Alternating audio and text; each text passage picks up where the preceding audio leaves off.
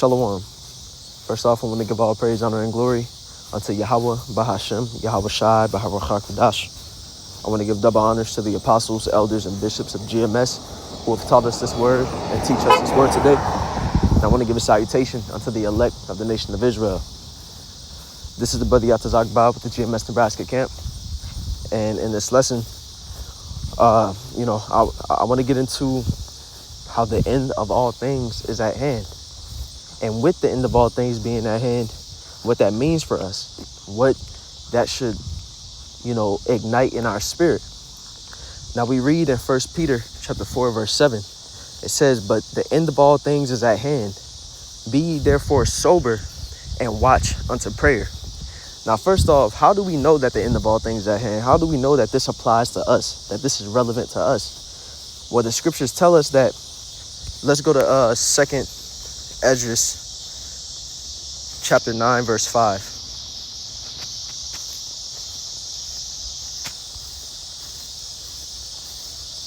Which reads, "For like as all that is made in the world had the beginning and an end, and the end is manifest." And that word manifest means to make itself seen, to make something clear to view, for something to show itself. So it says that the end is showing itself. The end is making itself clear. How is it making itself clear? It says, "Even so the times also of the highest have plain beginnings and wonder and powerful works and endings."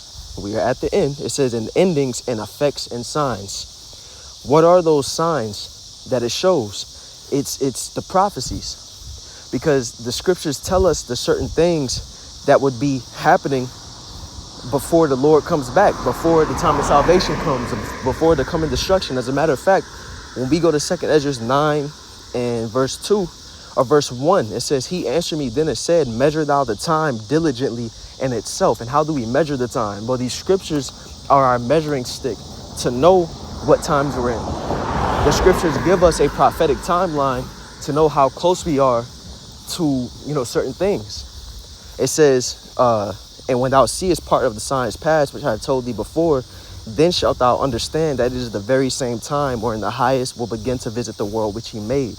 So when you get so far along that prophetic measuring stick, that's how you know you're at the end of the end. When you start to see, like it says here in verse 3, the earthquakes and uproars of the people in the world. When you see the wars and rumors of wars, and we're very general, I'm being general when I say wars and rumors of wars, but what is a specific war that we're supposed to be looking for? The war of Armageddon, which is going to come by way of what? We read about it in Ezekiel chapter 38 with Gog and Magog being Russia being as a guard unto these lesser nations such as Iran, such as these African nations. We read about the Lord putting hooks in the jaws of the Russians, and putting them into that Soviet Union-like mindset. We're seeing that Soviet Union-like mindset playing out by the fact that they are warring against Ukraine. Why are they warring against Ukraine? Because the land that they're trying to get from Ukraine was a part of Russia during the Soviet Union. That's Ezekiel 38, clear as day. But it's things like this that show us that we're close to the end. It makes it very clear. It shows you, like the scriptures say, "When thou seest part of the signs past, then shalt thou understand that it's the very same time when the highest will begin to visit the world which he made." So that's just one example amongst many. And what's another major prophecy that has to come to pass before the end? The mark of the beast. And we see this, that's apparent.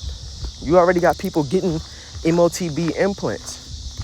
You got different companies rivaling against each other to try to see who can make the best brain chip, brain computer interface. And we seeing the technology ramp up. We seeing people with antennas in their head and people overseas already putting the technology in their hand. And on top of that, the MOTB isn't a huge thing yet, but we're seeing all the infrastructure and the parts needed for the MOTB to function put in place. So we see it happening, and so that's how we know we're at the end. So knowing that we're at the end, what does that mean for us? Let's go back to 1 Peter chapter 4, verse 7, which says, "But the end of all things is at hand. Be ye therefore sober and watch unto prayer." Now, I want to grab this word sober real fast to see like what it's telling us to do there, to bring some sense to it. When you go to the word sober, it's Strong's G4993, which is to be of sound mind, to be in one's right mind, to exercise self-control, to put a moderate estimate upon oneself, think of oneself soberly, to curb one's passions. So thinking soberly is basically being in the right mind, being in the mindset that we're supposed to be in the times that we're coming into.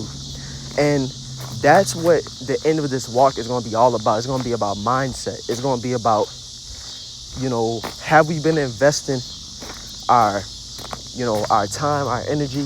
Are we thinking right? Are we walking in a faithful fashion? Are we walking in a spiritual fashion? It's going to be these things that's going to be what gets us through in the times that we're coming into. Are we fulfilling, the will of Yahweh Ba'ashem Yahweh Shai? Is our mind focused on fulfilling the will of Yahweh Ba'ashem Yahweh Shai? And if we are doing these things, the Yahweh Ba'ashem Yahweh Shai is going to deal with us and get us through the times that we're coming into. But we have to make sure that that's where our mind is at. Because as we get closer to the end, Satan is going to ramp up trying to sift us out this truth. As we get closer to the end, there's going to be more demons to deal with. The tests and the temptations and the things that's pitted against us is going to get harder to deal with.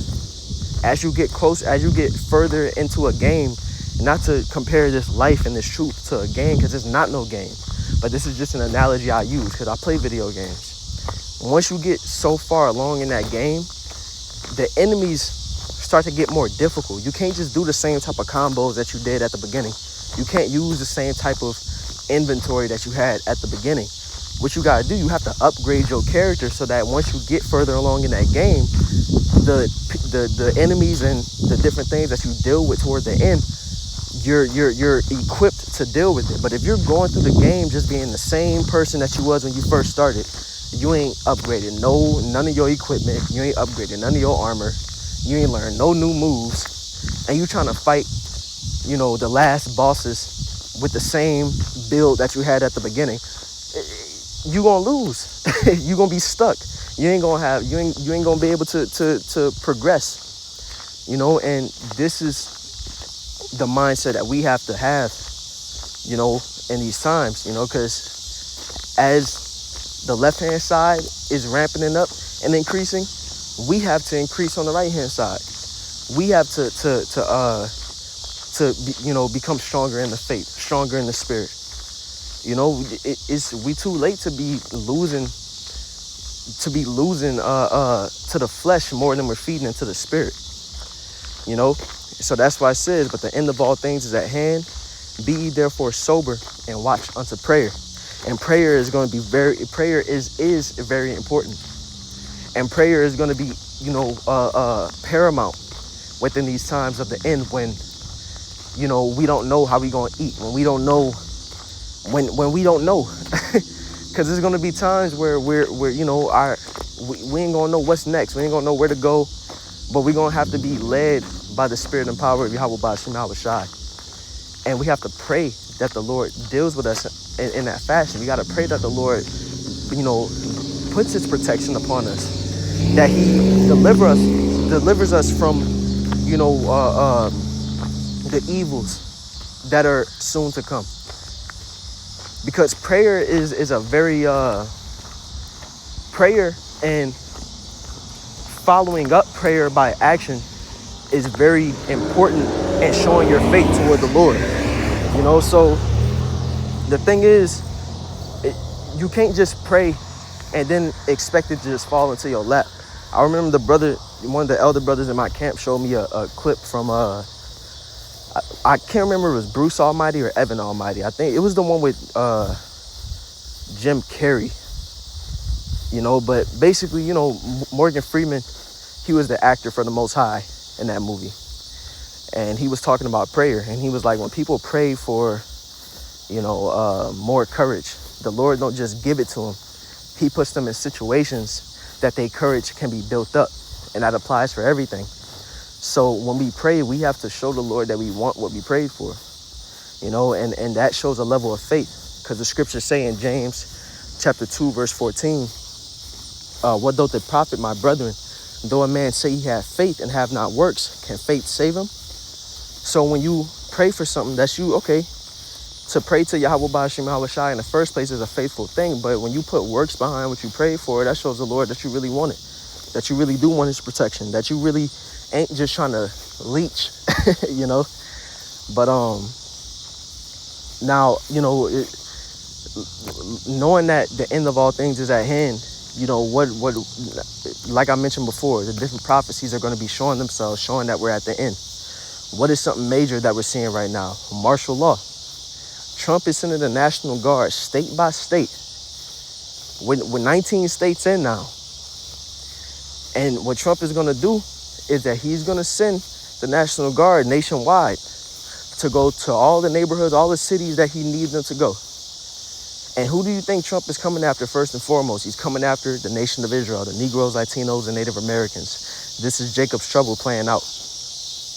And this is not becoming just a thing that, you know, we're sitting at home and we're scrolling on our news apps, or we're on YouTube and we see these things happening. This isn't something that we're just spectating no more and talking about. This is something that we about to experience. Everything that we've been telling the people to get ready for, it's time to see if we're ready for it. You know, and that's why I wanted to do this lesson to as, you know, an examination. You know, as the scriptures say in 2 Corinthians chapter 13, verse 5, it says, examine yourselves whether ye be in the faith. Prove your own selves. Know ye not your own selves, how that Yahweh Shai Hamashiach is in you, except ye be reprobates? We got to take inventory of ourselves and see what we need to fix, what we need to get rid of, what's hindering us in this walk. And this goes for me first and foremost. You know, this is, I ain't trying to talk down on nobody, because I got work I need to do. So the scriptures is telling us that there's an examination that has to be made to see if our faith is true. And when you examine something, let's go into that word, Strong's G3985. It says to try whether a thing can be done, to attempt, endeavor, to try, make trial of, test. And what are the trials that we go through right now? That's a part of that examination, because it says to make trial of something. So how is our faith being made trial of? Well, the elder brother in the camp says it all the time. You know, how do we perform in situations right now where we need faith? In these smaller situations that the Lord puts us through, where, you know, it's a time of doubt, where you lose a job, you lose a car, you lose a woman, you lose family, or whatever it may be. You know, those are just the examples that come to the top of my mind. But all of us have our walk, and we're going through something that's tailor-made for us. So how do we perform in those situations? How does our faith stand? And that'll show us, you know, we should be looking at those things. That should be a part of our examination to see, do we need to strive for more faith? And we can never have enough, you know? But it's not just faith. There's all these different character traits that the scriptures tell us that we have to have. When the scriptures talk about seeing afar off, let's go to that real fast. In 2 Peter chapter 1, verse 5, it says, and beside this, giving all diligence, add to your faith virtue, and to virtue knowledge, and to knowledge temperance, and to temperance patience, and to patience godliness, and to godliness brotherly kindness, and to brotherly kindness charity. For if these things be in you and abound, they make you that ye shall neither be barren nor unfruitful in the knowledge of our Lord Yahweh Shai Hamashiach. And each and every one of us know where we're weak and where we're strong and what things that we need to build upon. But my point in coming here is verse 9, where it says, but he that lacketh these things is blind and cannot see afar off, and hath forgotten that he was purged from his old sins. And what do we need to see afar off to the times that we're coming into? We need to see afar off to know that in these evil times we're coming into, once the time of salvation comes, the elect are going to be those who worked on all these different things that it named. The elect is going to be those that was putting off the flesh. You know, so that's what a part of seeing afar off isn't just envisioning the kingdom. It's envisioning us doing what we have to be doing to reach the kingdom. You know, and when we don't exercise these things, that's us being short-sighted. Now, something that I want to mention in this lesson is the famine of the word, because there is a dream. I don't know. I know it was a woman who had the dream. I don't know if it was the wife of a brother, or if it was just a woman, just a sister in the faith. I'm not sure, but I do know brothers have been doing videos on it where the woman said that she had a dream that the Apostle Tahar said, "This is my last video." Came on the page, said, "This is my last teaching. This is my last teaching I'ma do."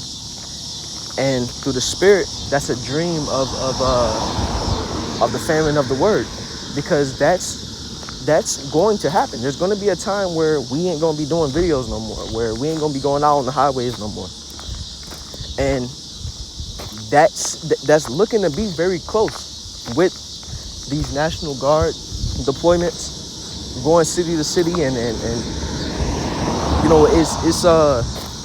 you already know how Esau get with anti-Semitism, these different talking points that's against Esau's rulership and his kingdom, because we chant down Babylon. We bring out all the wickedness that goes on in this place, and Esau don't like that. So eventually he's gonna stop us from preaching what we preach. He's gonna stop us from putting this truth out here, and so very soon, with how tensions is rising in Babylon, we're looking at the famine of the word very soon. But the thing is, when the famine of the word comes, that's going to be that's going to be a time where we have to make sure that all the things that we've been learning, all the things that we've been listening to, the things that us brothers who push out this word have been preaching, that all these things are within us. Because there ain't going to be a time where we can just look up GMS and put in a topic and watch a video on it. It ain't going to be a time where we could just go and get this truth as accessible as we were able to before. A famine is where you are unable, like when we look at a famine of food and water, you're unable to eat that. There is a serious drought of whatever you're trying to get. So that's what it's going to be for this truth. But the thing is, here, Salaki, let me grab this precept real fast. Matthew chapter 24, verse 42, which says, "Watch therefore, for ye know not what hour your Lord doth come. But know this, that if the good man of the house had known in what watch the thief will come, he would have watched and would not have suffered his house to be broken up." Now, this is ultimately speaking about salvation, but this goes into these different prophecies, and, the topic here being the famine of the word, this goes into this as well, because it's speaking about being prepared. We don't know when these things are going to happen, but we know they're going to happen. We know that these things are on the horizon, coming very soon. We know prophecy is sped up, so knowing that, we should be watching. That's having a vigilant spirit, and part of having a vigilant spirit is knowing that the clock is ticking, and is getting to a small crunch amount of time for us to fix the different things that we have to get out of us, that get in us, to be found acceptable in the eyes of Yahweh Ba'ashem Yahweh Shai. That should cause fear to be within us, to move with urgency. So let me go to 1 Thessalonians 5 and 4. This is probably the last precept I grabbed. Because I just want to mention, I've said this before, these prophecies about to hit home, and it's not going to be as easy as it was before, to where we can just talk about it or witness it and be spectators to it. No, we're about to be in the fire, and everything that we, leading up to that point, know that we would have needed, all the traits and qualities that's going to get us through, the faith that we need. Once we in there, it's either we have it or we don't. Let's go to 1 Thessalonians 5 and 4, which says, "But ye, brethren, are not in darkness, that day shall overtake you as a thief." So we're not in darkness. We know about these prophecies. We know about the MOTB. We know about the famine of the word. We know about martial law. We know about these things. We know a great insurrection is going to come upon those that fear the Lord. So it's not going to be, these things shouldn't catch us off guard when they happen. It says, "Ye are all the children of light." And what's the light? The light is His truth. It says, "in the children of the day.